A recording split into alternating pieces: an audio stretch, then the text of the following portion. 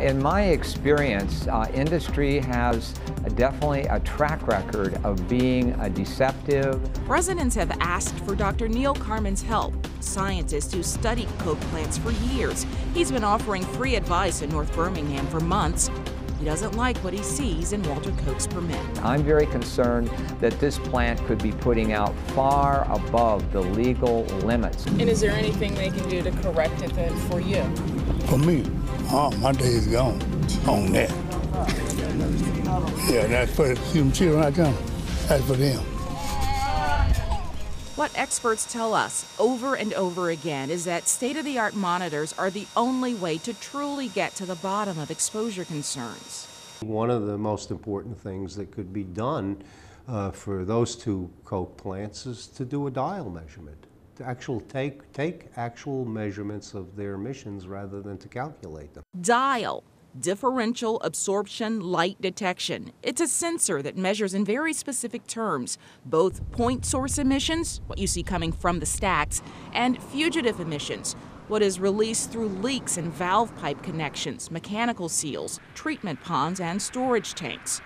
Dial has been used in Europe for more than 15 years. It was recently used in New York at the Tonawanda Coke plant. The results there showed the plant's yearly emissions of benzene were 90 tons. That's 9 times more than they reported. Chair Mizanoff says the two coke plants in Birmingham, like others across the country, are self-reporting their numbers to the TRI, Toxic Release Inventory. TRI breaks it out for you as stacker point versus fugitive. You look at the TRIs for these two facilities and the fugitive emissions are nil.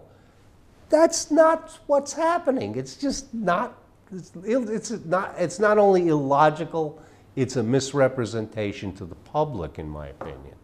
At the Tonawanda plant, the dial technology showed the majority of benzene was coming from fugitive emissions. In Birmingham, at the coke plants, the EPA has confirmed to us they are not using the dial program. John Smith says at Walter Koch, employees inside the walls have protection. All of this heat is being generated and producing mega units of carcinogenic benzene. These people, they choose to work there, but they have protective clothing, they have protective masks. But the people who choose to live in North Birmingham, they don't have protective clothing or protective masks. They're just living, they're just innocent bystanders. So are you saying that benzene emissions are part of the fugitive emissions from these plants? Absolutely. The benzene is a natural byproduct. I mean, all the operators that work in and around the furnace floor where that is all manufactured, you don't never see any of them without this NEOSH mask. And it's not a dust mask, it's a filter. And it's a requirement. Whether they have direct contact or some contact, every employee has to be tested. Why not have all of the neighbors get their lungs tested as well? Because they're part of the big picture too.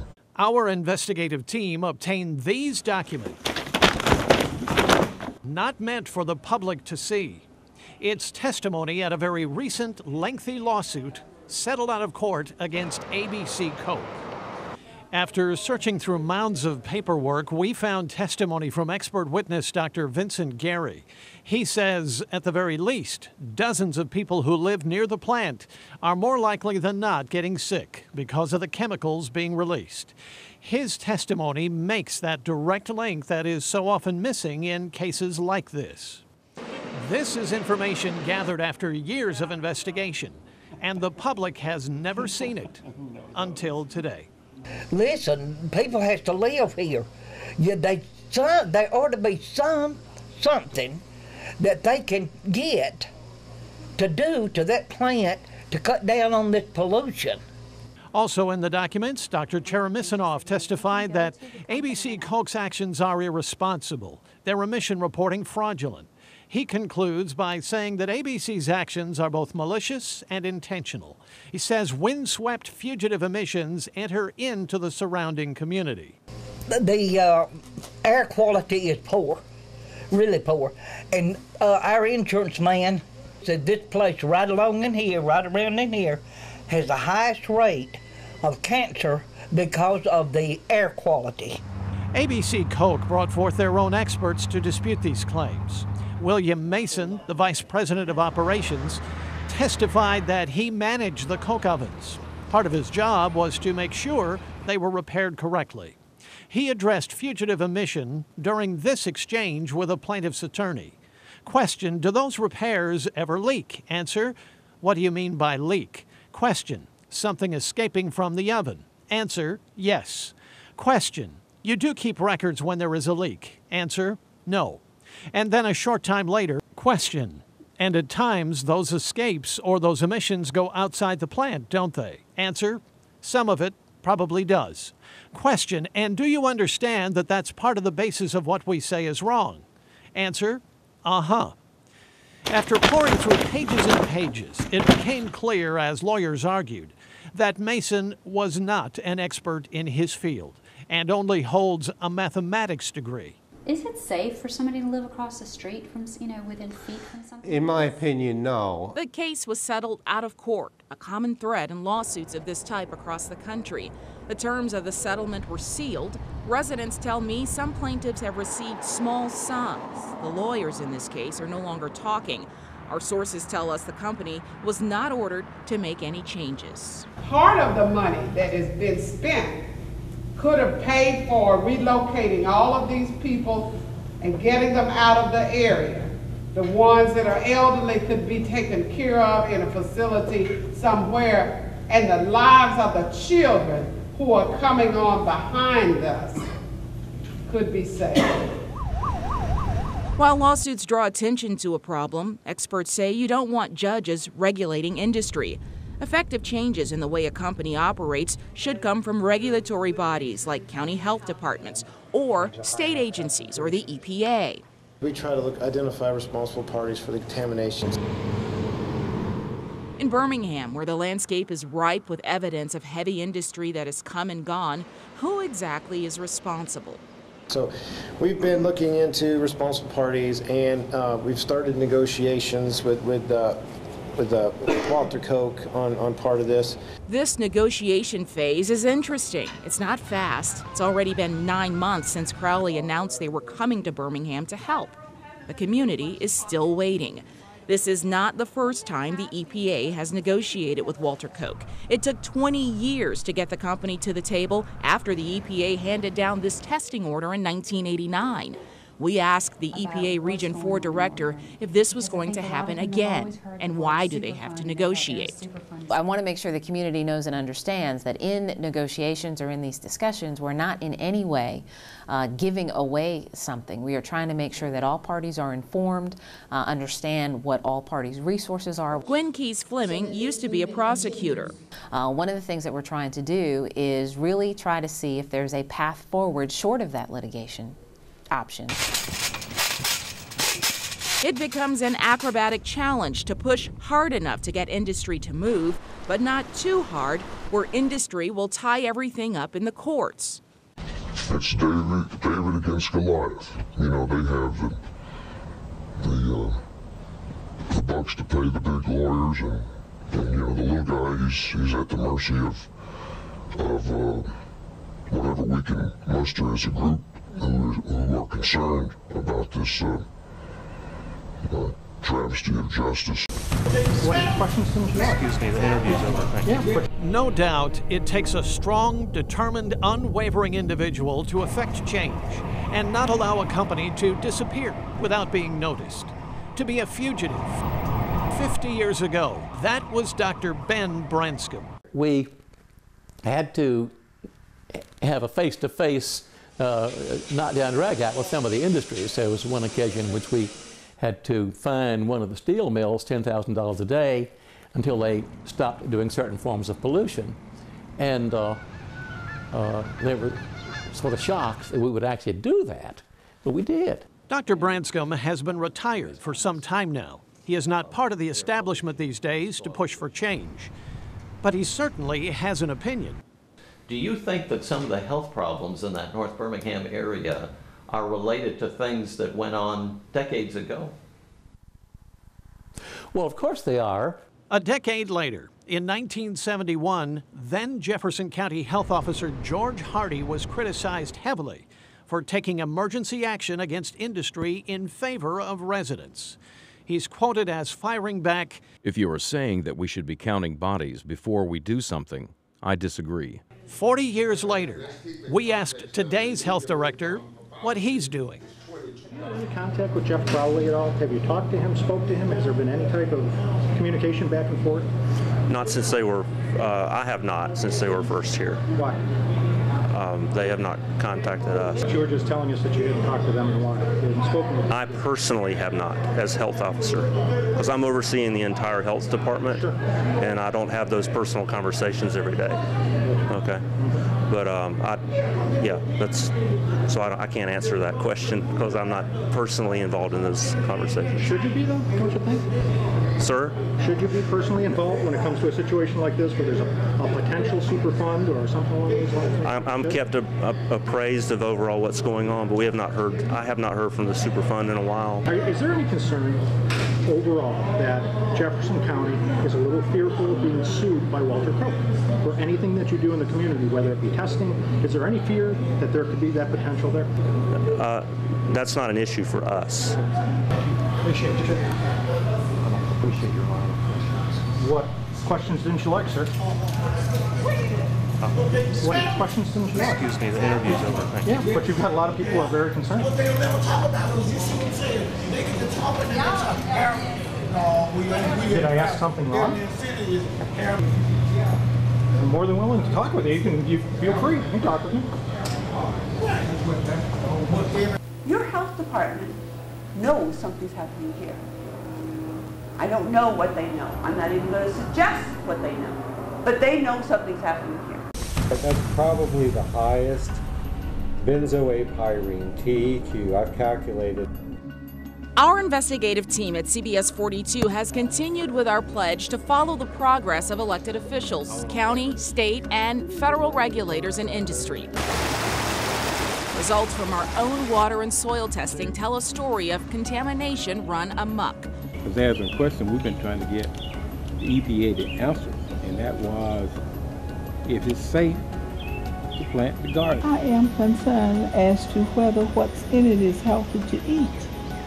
Some of it is getting away, and I haven't eaten any, and I can't until I know something. After 3 planting seasons with no answers, we decided to get the answers. We hired Dr. Sean Crawford, a community environmental consultant who used to work for ATSDR to test and then report results directly to the garden owners. According to the program that's currently in place by EPA and Walter Koch, is that anything above 37 would be eligible for the cleanup. We had 10 gardens in the North Birmingham communities tested. All of them had elevated levels of either lead, arsenic, or benzoapyrene, chemicals that can cause cancer, skin rashes, breathing problems, and slow learning. A third of the gardens had levels that are above the cleanup values. Of particular concern is the arsenic level of 51 parts per million. Reverend Mack lives directly across the street from Walter Koch. A company under the watchful eye of the EPA tested his yard. They found the front yard was contaminated and they cleaned it up. He said the back, where his vegetable garden is, was clear. Our results tell a different story. So the 51 parts per million puts you over that EPA standard. If there was 51 parts per million arsenic there, they should have found it.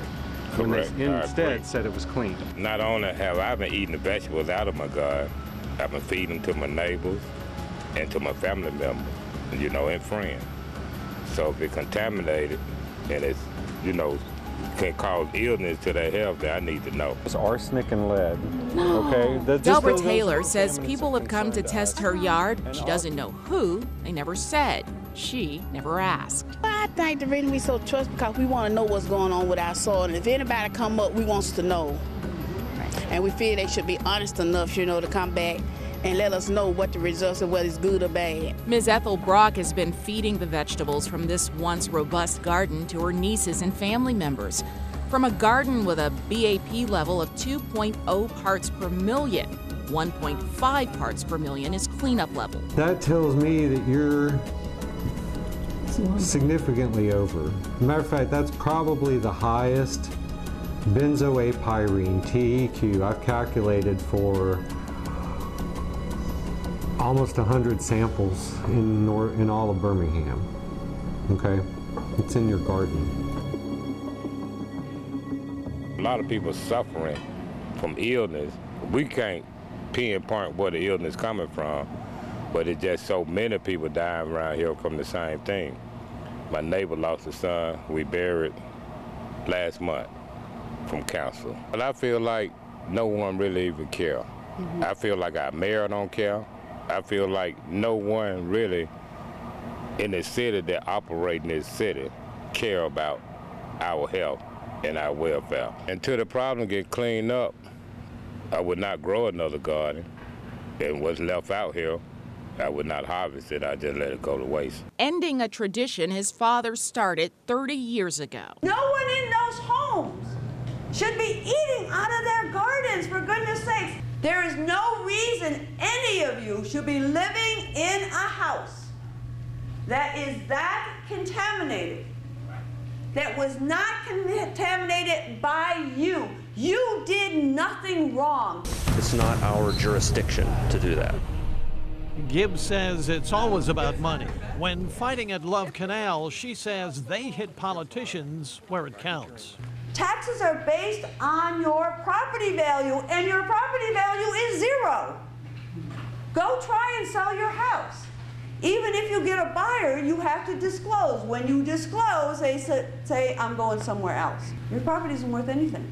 If your roof needs to be fixed and you need a home improvement loan, you're not going to get it because you're in a contaminated area. The banks are not going to give it to you. We want tax relief. We want tax relief. Again, in Birmingham, only 76 properties in a list of thousands, possibly tens of thousands, have been tested.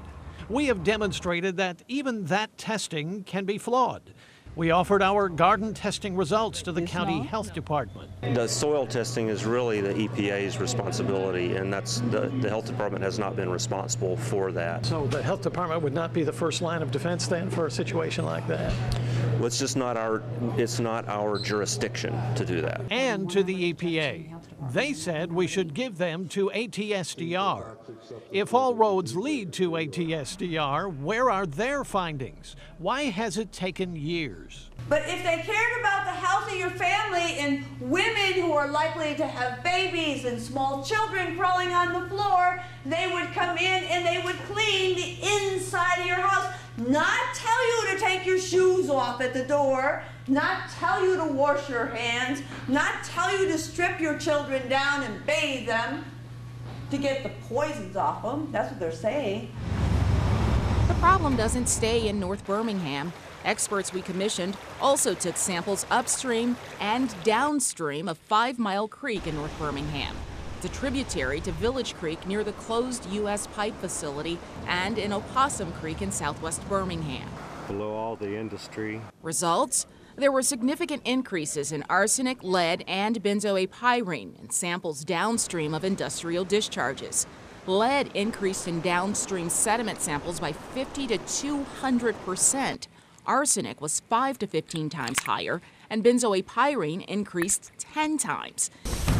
We could not survive without the industry here.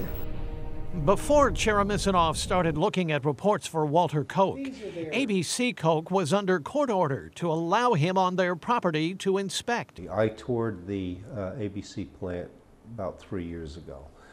And you were disturbed by some of the things you saw at the plant. I was, but understand that I did not see the plant fully operational. Even though he was escorted on site, Cheremisinov was not allowed in certain areas. Whether they shut it down for a turnaround, whether it was done for the purposes of the tour, I don't know. But there were sections of that plant that needed significant rehabilitation, in my opinion. The transport lines that transport coal to the silos, the feed bins that go to the coke ovens, literally were deteriorated. The covers were gone, or there was substantial corrosion. In his report, Cheremisinov says ABC has underreported its air emissions. It has used sleight of hand and played footloose and fancy with the Jefferson County Department of Health, the U.S. Environmental Protection Agency, and its neighbors.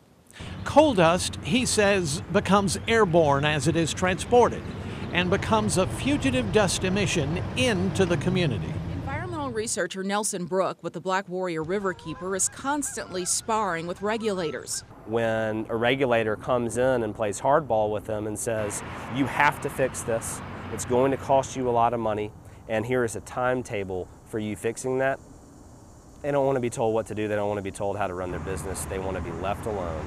And they're going to claim, that in this time of a troubled economy, we can't afford to invest money in these kind of things. But the flip side of that is, in this troubled economy, can you afford to give people cancer?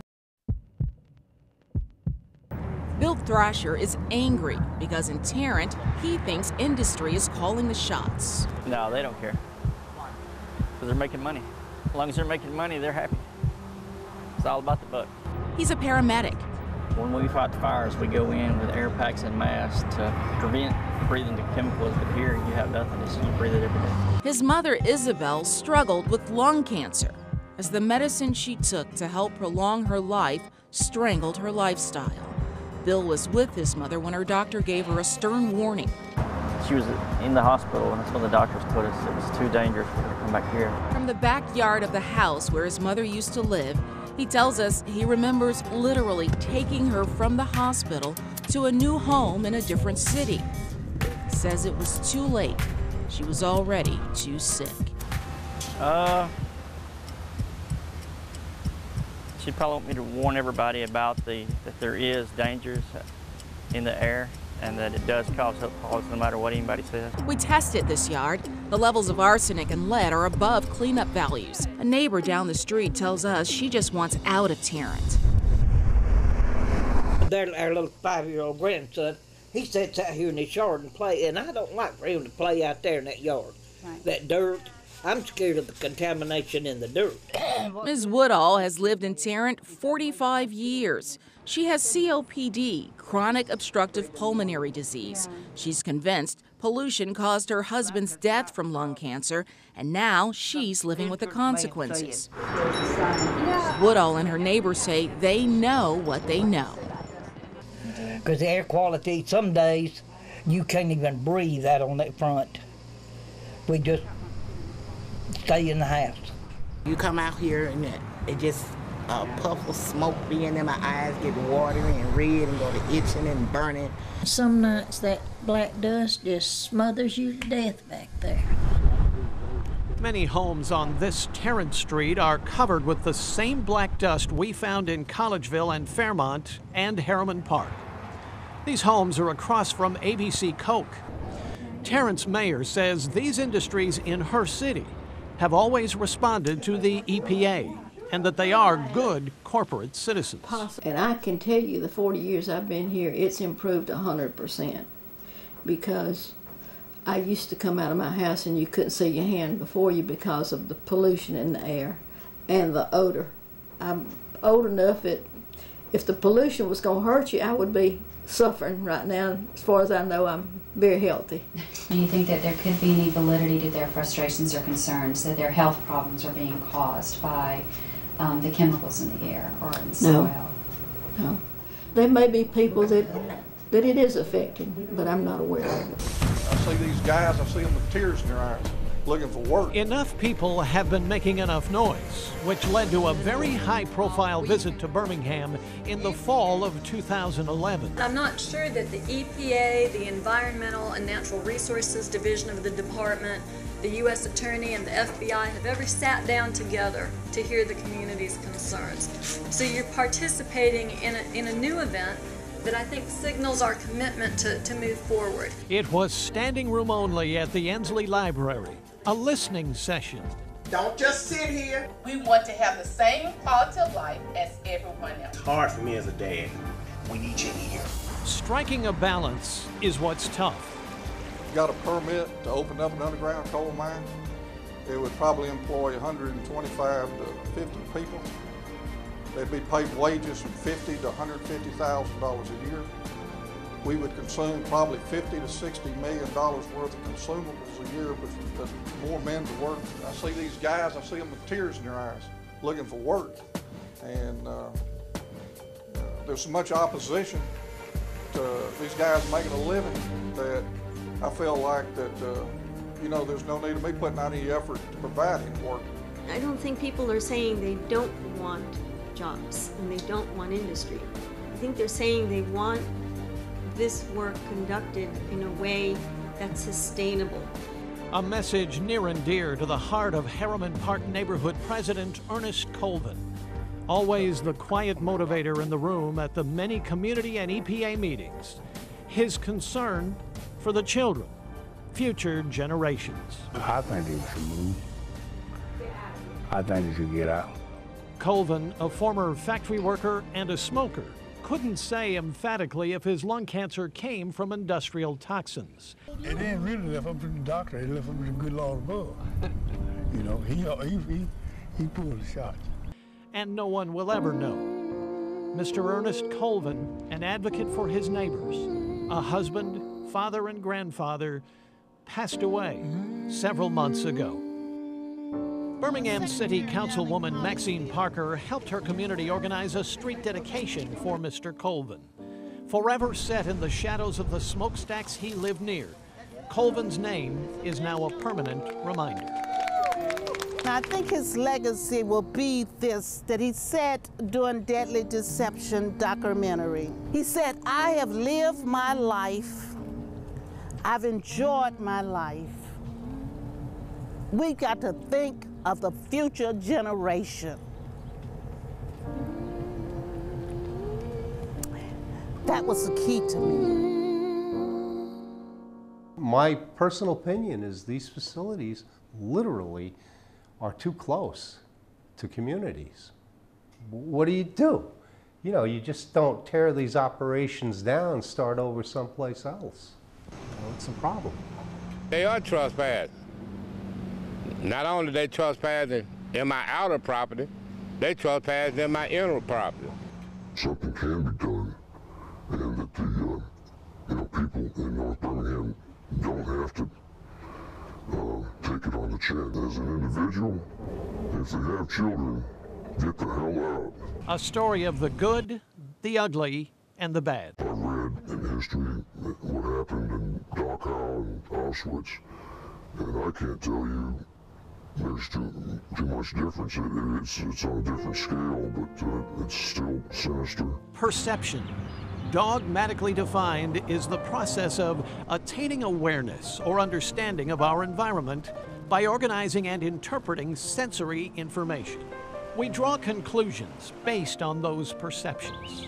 Carlos Muhammad. We need somebody to try to help us with the information we need to know about what's going on with the air quality. John Lewis. You could see it out your window like a big pipe with just stinky smoke all over the place. Frida Turner. They just don't seem to care that we're losing human lives over this problem. Bill Thrasher. Here you can see the smoke, you can smell the smell.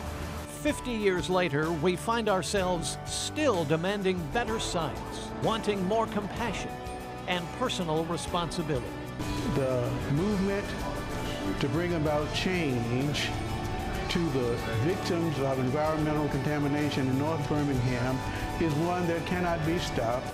God bless all of them, and I hope we all stick together, or they all work together.